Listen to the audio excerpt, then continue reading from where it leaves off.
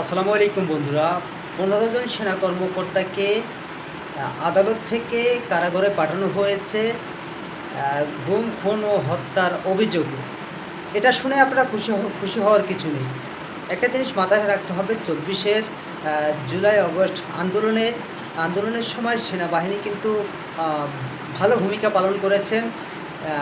এর মাধ্যমে ১৫ জন সেনা কর্মকর্তার মাধ্যমে একটি পুরো সেনাবাহিনীকে কিন্তু দোষ দেওয়া যাবে না। সেনাবাহিনী আমাদের দেশের জন্য ভালো একটি কাজ করেন। সেনাবাহিনী আমার দেশের জন্য ভালো ভূমিকা রাখেন। সেক্ষেত্রে ১৫ জনকে দিয়ে পুরো সেনাবাহিনীকে কিন্তু বিচার করা যাবে না। প্রত্যেকটা সেক্টরেই কিন্তু ভালো খারাপ লোক থাকে। তার ভিতরে হয়তোবা কয়েকজন লোক খারাপ হতে পারে। তার মানে পুরো সেনাবাহিনীকে কিন্তু আমরা দায় দিতে পারি না। সেটা আমাদের মাথায় রাখতে হবে। সেটা মাথায় রেখে আমাদের সংবাদ প্রচার করা উচিত।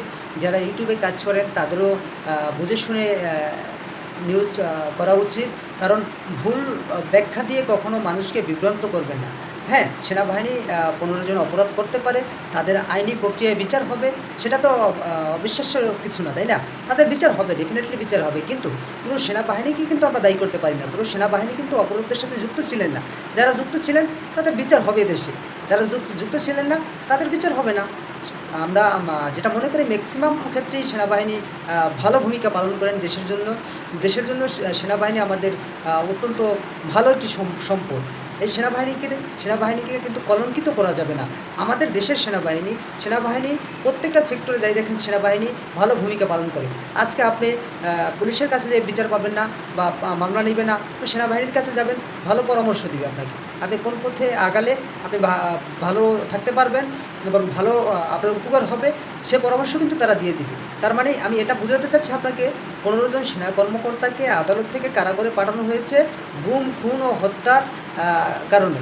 তো সেটা হয়তোবা আদালত প্রমাণ পেয়েছে বিধায় তাদেরকে কারাগারে পাঠিয়েছে। তার মানে এই না, পুরো প্রতিষ্ঠান কিন্তু দায়ী না এর জন্য। হ্যাঁ, এখানে অসংখ্য সেনা কর্মকর্তা তারা ন্যায় নীতি আদর্শ নিয়ে কাজ করেন। অসংখ্য সেনা কর্মকর্তা তাদের বুকের তাজা রক্ত ঢেলে কাজ করেন। তারা চায় নিরপেক্ষভাবে কাজ করতে। তারা দেশের জন্য কাজ করে, তারা দেশের মানুষের জন্য কাজ করে। দেখেন, আমাদের দেশের সেনাবাহিনীর বহির্বিশ্বে অসংখ্য দেশে তাদের কিন্তু সুনাম আছে। তারা সুনাম অর্জন করেছে কী দিয়ে?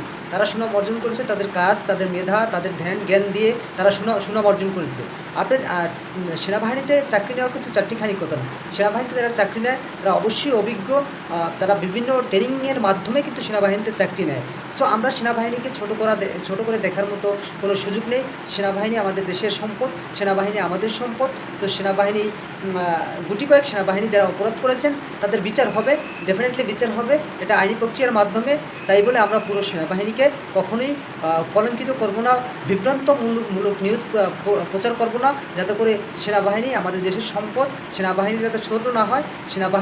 বাহিনীকে যেন অন্য কোনো দেশের রাষ্ট্রের মানুষ যাতে আমাদের দেশের সেনাবাহিনীকে নিয়ে অন্য উল্টোপাল্টা কথা না বলতে পারে। অন্য কোনো দেশের মানুষ যেন আমাদের দেশের সেনাবাহিনীকে নিয়ে বিভ্রান্তমূলক কথা না বলতে পারে, সেই দিকে আমাদের খেয়াল রাখতে হবে। আজকের ভিডিওটা এ পর্যন্তই। সবাই ভালো থাকবেন, সুস্থ থাকবেন। আল্লাহ।